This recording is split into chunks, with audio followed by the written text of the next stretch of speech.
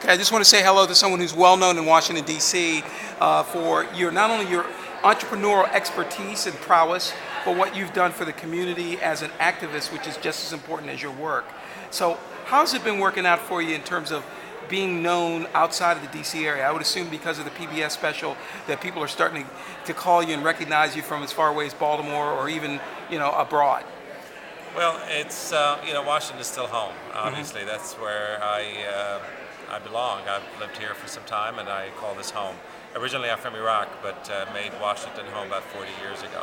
So I'm as native a Washingtonian as it gets sometimes. But I have been looking outside of the city and have been asked by several cities to see if we want to do a Busboys and Poets in those cities. And one of the interesting things about it is that many cities see a real need for a place like a Busboys and Poets that brings people together of all different backgrounds, different socioeconomic backgrounds, different races, different types of people to come together and talk about important issues. It is really kind of a foundational kind of space for any kind of a democracy. And it's really exciting to see the amount of goodwill and amount of interest that a place like Busboys and Poets has garnered. I'm looking at places like New York, for example, as a possibility to go there, a place like Harlem, to be able to do a Busboys and Poets there because it's named after Langston Hughes, and Langston Hughes, of course, lived in D.C. and also made Harlem his home.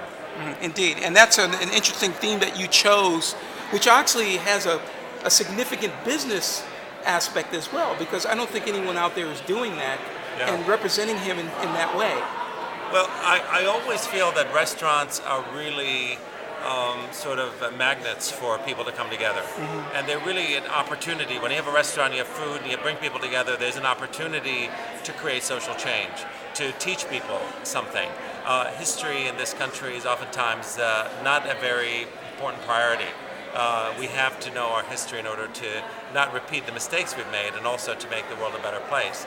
So to teach people about the history and the historical context, about where they live and all the different important people that lived in that area, that neighborhood, that community, who contributed so much to make their world a better place is very significant. It gives people a sense of connection to the past, connection to a future, and a sense of hope that they otherwise wouldn't have. Okay, well, here at the DC Vote Gala here, obviously you're going to be a lot of your colleagues, other entrepreneurs and political figures here as well. Are you starting to become sort of an icon here in DC? I mean, people not only come to your restaurant, but they recognize you as a social figure.